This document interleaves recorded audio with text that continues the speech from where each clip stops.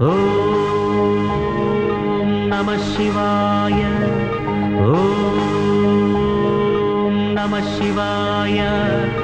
పితరుల ఆత్మకు శాంతిని కూర్చగ గంగను ధరకే తరలించ తపసును పూనే భగీరథుడు.